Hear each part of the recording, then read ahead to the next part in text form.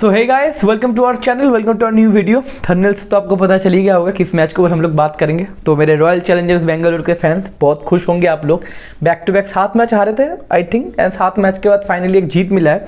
पिछले मैच में बहुत ही क्लोज गए थे, कोलकाता से 1 रन से हार गए थे, थोड़ा सा लक बाई चांस हार गए थे आप लोग। लेकिन बट ऑब्वियस कल का मैच बहुत ही अमेजिंग था एंड कमबैक की दरकार था। और ये लोगों ने सोचा नहीं था कि हैदराबाद का जो फॉर्म है, हैदराबाद के घर पे जाके आरसीबी हैदराबाद को पेल देगा, और बहुत कन्विंसिंगली। ऐसा नहीं कि लास्ट तक मैच गया है, लास्ट बॉल तक मैच गया है, आराम से विदाउट एनी कंपटीशन हैदराबाद को बहुत अच्छी तरीके से बैटिंग, बॉलिंग, फील्डिंग हर एक डिपार्टमेंट में एकदम आउट क्लास करते हुए आरसीबी कल मैच जीता। मैच की बात करेंगे, कल टॉस जीत के बैटिंग करने का फैसला किया था फैफ डु प्लेसिस। एंड कहने कि कल राजीव गांधी स्टेडियम में मैच था, पाटा बैटिंग विकेट में थोड़ा बहुत पिच रिपोर्ट भी आया था, लेकिन 2-3 ओवर मैच देख के लगा था बैटिंग पिच तो है, लेकिन वो मुंबई हैदराबाद का जो मैच हुआ था 250 वाला मैच हुआ था, उस तरह का बैटिंग पिच बट ऑब्वियस नहीं है। थोड़ा सा स्लोइश विकेट है, स्पिनर के लिए टर्न बताओ या फिर स्पिनर के लिए थोड़ा स्लोअर डिलीवरी या फिर कटर बॉलर जो सारे हैं उनके लिए फ़ायदा था पिच पे। तो उस तरीके से बैटिंग करने का फैसला किया। और एक बहुत ही इंपॉर्टेंट चीज़ है कि हैदराबाद तो बहुत बढ़िया तरीके से पेल रहा है, 200-250 बना रहा है, लेकिन हैदराबाद की एक प्रॉब्लम है मेरे भाई, हैदराबाद चेस नहीं कर पा रहा है। ये तो देखना पड़ेगा।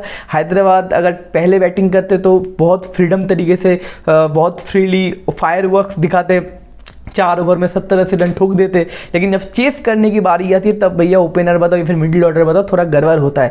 कोलकाता के मैच में भी क्लासन अगर नहीं खेलता उस तरीके से तो लास्ट तक फाइनल तक मैच नहीं जाता, और कल के मैच में तो पूरा आउट क्लास ही हो गया। तो ये देखना पड़ेगा हैदराबाद को कि भाई चेजिंग में हम लोग गड़बड़ क्यों हो रहे हैं। तो बैटिंग करने का फैसला किया, ये बहुत ही इंपॉर्टेंट फैसला था। अगर हैदराबाद को बैटिंग दे देते तो भैया प्रॉब्लम हो जाता। सो आरसीबी बैटिंग करने आया एंड फैफ डु प्लेसिस का बहुत ही अमेजिंग स्टार्ट था। 13 बॉल पे आई थिंक 25 रन बना दिए, बहुत एक तेज तरह के तरह स्टार्ट देके चले गए, एक मोमेंटम क्रिएट हो गया। उसके बाद नटरंजन के गेम पे एक स्लोअर बाउंसर से आपका फैफ डु प्लेसिस आउट हो जाता है, लेकिन उसके बाद विराट कोहली थोड़ा बहुत पावर प्ले का इस्तेमाल करते, बहुत अच्छी तरीके से पावर प्ले खत्म भी करते। लेकिन उसके बाद विराट कोहली का थोड़ा स्लो इनिंग्स था। After the power play I think 25 ball पे विराट कोहली ने 18 रन बनाए, टोटल मिला के 43 बॉल पे 51 रन बनाए। हाफ सेंचुरी हुआ विराट कोहली का, लेकिन क्रिटिसिज्म मिल रहा है कि बहुत स्लो इनिंग्स था, और मुझे भी लगता है थोड़ा स्लो इनिंग्स का कल विराट कोहली खेले। लेकिन मैं ओवर क्रिटिसाइज नहीं करूंगा, क्योंकि विराट कोहली को अगर छोड़ दिया जाए तो आरसीबी का अगर मैं गलती पकड़ने बैठूं तो ये रात हो जाएगा। तो 1-2 इनिंग्स तो थोड़ा माफ करना पड़ेगा विराट कोहली को, लेकिन ये यस कल का क्रिटिसिज्म थोड़ा बहुत लेना पड़ेगा विराट कोहली को। कल का थोड़ा सा एक आपका स्लोइश इनिंग्स था।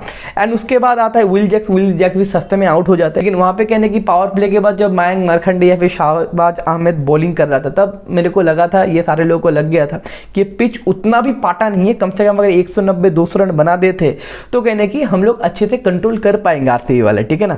तो उस तरीके से विराट कोहली थोड़ा बहुत एक्सीलरेट करने की कोशिश कर रहे थे, लेकिन बल्ले पे नहीं आ रहा था बॉल। एंड उसके बाद ज़्यादा उनटकट के कटर बताओ या फिर शाहबाज अहमद का, फिर मयंक मरखंडे का जो वेरिएशन हो रहा था, तो वहाँ पे थोड़ा सा मिडिल ऑर्डर में प्रॉब्लम हो गया था। लेकिन उसके बाद आता है Rajat Patidar, and that is the main point of yesterday's match. इस तरीके से मोमेंटम क्रिएट या फिर बिल्ड होता है।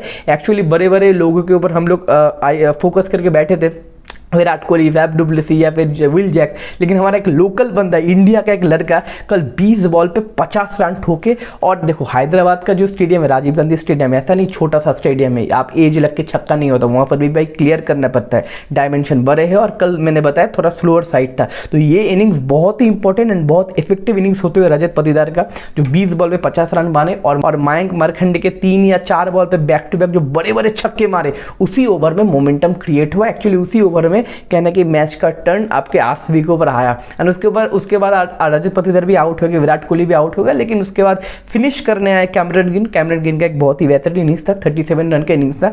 लेकिन एक क्वेश्चन है मेरे आरसीबी खेमे से, देखो भाई आरसीबी वाले इतना स्ट्रगल कर रहे हैं, कुछ कारण तो बट ऑब्वियस है। अब बहुत सारे लोग बोलते हैं भैया हम लोगों का लक काम नहीं करता, प्लेयर इंजर्ड हो जाते हैं या फिर प्लेयर का फॉर्म आउट ऑफ फॉर्म हो जाते हैं, अच्छे खेलते हैं, बाहर आरसीबी में आ जाने के बाद मेंटेलिटी की कुछ प्रॉब्लम हो जाती है या फिर फॉर्म नहीं रहता। लेकिन प्रॉब्लम है उनके मैनेजमेंट में। देखो उनके जो मैनेजमेंट है, उनका तो क्रिकेटिंग ब्रेन है, बट ऑब्वियस पिछले 4-5 मैच में हम लोग देख रहे हैं दिनेश कार्तिक कितना इफेक्ट कर रहा है, कितना इफेक्टिव बैटिंग कर रहा है, उनका फिनिशिंग बताओ, 6 हिटिंग एबिलिटी बताओ, हम जानते। लेकिन कैमरन ग्रीन के बाद उतारा गया, मतलब विकेट गिरने के बाद उतारा गया महिपाल लोमरोर को। अब महिपाल लोमरोर को क्यों उतारा गया मेरे को तो पता नहीं। दिनेश कार्तिक ने कल खेला है 6 बॉल और 6 बॉल में बंदे ने 11 रन ठोके। तो दिनेश कार्तिक को क्या आप ज़्यादा बॉल ऑफर नहीं कर सकते? दिनेश कार्तिक कल के मैच में अगर सारा 18 गेम खेलते तो आपको क्या लगता 30-40 रन नहीं बना सकते थे? तो दिनेश कार्तिक को आप बॉल खेलने के लिए क्यों नहीं दे रहे हो? दिनेश कार्तिक को आप 14-15 ओवर में प्रमोट क्यों नहीं कर रहे हो? पता नहीं, ये आरसीबी वाले और उनका जो प्लानिंग है भैया प्रॉब्लमेटिक है। हर एक साल आप स्ट्रगल कर रहे हो भैया, ये लक की वजह से नहीं। मतलब बहुत सारे लोगों का मिथ है कि ये थोड़ा बहुत लक है, हम लोग कर्स्ड है। सोशल मीडिया में जो वीडियोस वगैरह रील्स वगैरह चलते हैं, देखो भाई क्रिकेट में ये कर्स वर्स इस तरीके से क्रिकेट नहीं चलता है। क्रिकेट में अगर आपका प्लानिंग प्लॉटिंग ठीक ठाक नहीं है भाई, आप फंसोगे। 1-2 मैच हम निकल जाओगे, लेकिन 70-80% मैच आपका रिजल्ट नेगेटिव ही आएगा। जो नेगेटिव निकल रहा है, दिनेश कार्तिक इनफॉर्म बैट्समैन, इतना अच्छा फिनिशिंग एबिलिटी है, इतना अच्छा सिक्स हिटिंग एबिलिटी है, स्पिनर को अच्छा खेलते हैं, हाथ से पर पाते। विल जैक्स बताओ कल मयंक मरखंड की गूगली को समझ नहीं पाए, हाथ से नहीं पर पाए। कैमरन ग्रीन भी स्पिनर के लिए उतना इफेक्टिव बैट्समैन नहीं है, लेकिन दिनेश कार्तिक साउथ इंडियन का बंदा है, स्पिन अच्छा खेलता है, तो आप उसको प्रमोट क्यों नहीं करते? आप उसको ये क्यों नहीं दिखाते कि भाई मैं तेरे को 15-20 बॉल खेलने का एक स्पेयर दूंगा? तो पता नहीं मेरे भाई, लेकिन दिनेश कार्तिक लास्ट में आए। दिनेश कार्तिक और प्रभु देसाई मिलके मैच फिनिश किए और कन्विंसिंगली 206 का स्कोर एडमिट कर दिया स्कोर बोर्ड पे। उसके बाद एक्सपेक्टेशन था कि आरसीबी वाले डिफेंड कर लेंगे, लेकिन एक प्रॉब्लम भी था क्योंकि हम लोग जानते हैं आरसीबी की बॉलिंग लाइन क्या है, और ये तो दहशत है कि भी एसआरएच का जो बैटिंग लाइन है, अभिषेक शर्मा बताओ, हेड बताओ, मार्करम, क्लासन, सारे लोग आग उगल रहे हैं। सारे लोग 300-400 के स्ट्राइक रेट से खेल रहे हैं। अब 150-200 का स्ट्राइक रेट तो एसआरएच के लिए कुछ है ही नहीं। मिनिमम 250 का, 300 का, 400 का स्ट्राइक रेट चाहिए उनको। लेकिन एक्साइटमेंट था ये देखने के लिए कि भाई चेस कैसे करते हैं, अप्रोच कैसे होता है। तो विल जैक्स को बुलाया गया, मैंने बोला था थोड़ा स्लोइश विकेट था, एंड एक मैचअप भी था, दोनों लेफ्ट हैंडेड बैट्समैन थे ओपनर में, Abhishek Sharma and Travis head, तो ऑफ स्पिनर से कराया गया बट ऑब्वियस। और विल जैक्स अपना वहाँ पे थोड़ा बहुत क्रिएटिविटी बताओ, यही एक्सपीरियंस दिखाते हुए ट्रेविस हेड को सस्ते में आउट कर दिए। उसके बाद अभिषेक शर्मा ने कुछ छक्का वक्का मारा, 13 बॉल पे 31 रन बनाए, लेकिन उसके बाद अभिषेक शर्मा भी आउट हो गए यश दयाल के बॉल पे। लेकिन उसके बाद जो मेन टर्निंग पॉइंट आया, देखो बैटिंग में टर्निंग पॉइंट आया था रजत पाटीदार का वो ओवर, मयंक मरखंड को जो 3-4 छक्के एक साथ मिलकर पेला, वहां से मोमेंटम कैरी हुआ आरसीबी की तरफ से। यहाँ पर बॉलिंग में भी एक ओवर आया, दैट इज स्वप्निल सिंह, एक बंदा लेफ्ट हैंडेड स्पिनर है, मेरे को पता नहीं उसका नाम, लेकिन कल आरसीबी ने खिलाया, आई थिंक पहली बार ही खिलाया। उस बंदे ने एक ओवर में मार्करम और क्लासन को चलता कर दिया। एक ओवर में बंदे ने 19 रन भी दिए, 2 छक्के खाए, लंबे लंबे छक्के खाए, लेकिन एक फुल टॉस डिलीवरी में मार्करम को आउट कर दिया बंदे ने और क्लासन को आउट कर दिया। और एक ओवर में दोनों बैट्समैन को जब आउट हो जाता है एसआरएच का, बैन 4 से 5 ओवर के अंदर उनका जो टॉप 4 है वो खत्म हो गया। Travis head, Abhishek Sharma, Markram और क्लासन खत्म हो गया। उसके बाद वही मैच पूरा पैकअप हो गया। उसके बाद मैच पूरा आरसीबी के झोले में आ गया और मैच कंट्रोल आरसीबी की तरफ आ गया। उसके बाद एसआरएच मुझे तो नहीं लगा था कमबैक कर पाएगा, इवेंचुअली कमबैक कर ही नहीं पाया। तो एसआरएच के खेमे से 2 क्वेश्चन मार्क आ रहे हैं। पहला, चेजिंग में एसआरएच क्या कर रहा है, अभी तक क्वेश्चन मार्क है, प्रॉब्लम है, सॉल्यूशन नहीं है। और दूसरा क्वेश्चन मार्क है, अगर टॉप 4 आपका फ्लॉप हो जाता है, देखो टॉप 4 तो आपका फ्लॉप होगा, हर एक मैच में आपका टॉप 4 नहीं खेल सकता। तो टॉप 4 फ्लॉप होने के बाद क्या डेप्थ बैटिंग लाइन में है एसआरएच का, क्वेश्चन मार्क है।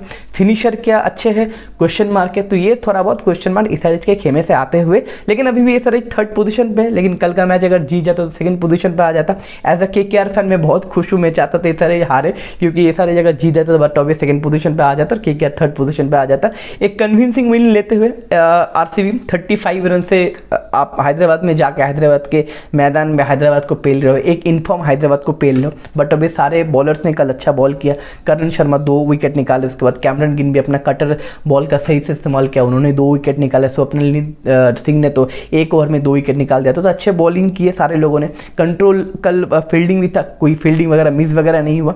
तो कन्विंसिंगली कल हारा, कॉन्फिडेंस तो बूस्टअप होगा। लेकिन प्रॉब्लम ये है कि कल का मैच जीतने के बाद भी आरसीबी 10th पोजीशन में है। 9 मैच में 2 जीत, सिर्फ 2 जीत और 7 हार के बाद, और नेट रन रेट भी काफ़ी घटिया है, तो 10th पोजीशन में। तो आपको क्या लगता है, जितना सारे आरसीबी फैन ये वीडियो देख रहे हो, आपको क्या लगता है यहाँ से कमबैक करा जा सकता है? देखो प्रॉब्लमेटिक तो है क्योंकि यहाँ से बैक टू बैक आपको हर एक मैच जीतना पड़ेगा, लेकिन इट्स अ क्रिकेट, यहाँ पे नेवर से नो, कुछ भी हो सकता है। 2014 में अगर आप देखो कोलकाता नाइट राइडर लगातार 9 मैच जीत के आईपीएल जीता था, तो कुछ भी हो सकता है, लेकिन आपको 100% देना पड़ेगा, लास्ट तक आपको देखना पड़ेगा। एंड आपका जो बाकी के मैचेस है, हर एक मैच अगर 100% देते हैं आरसीबी तो अपना चांसेस या फिर मौका ओपन रहेगा, तो देखना पड़ेगा। आज कोलकाता वर्सेस पंजाब का मैच है जो बहुत ही इंपॉर्टेंट मैच है। पंजाब को अगर पेलते हैं हम लोग तो हम लोग सेकेंड पोजीशन में कंफर्म हो जाएंगे, ऑलरेडी 10 पॉइंट पे है, 12 पॉइंट पे आ जाएंगे। तो देखना पड़ेगा, आज के मैच का रिव्यू आप लोगों को सुबह मिल जाएगा।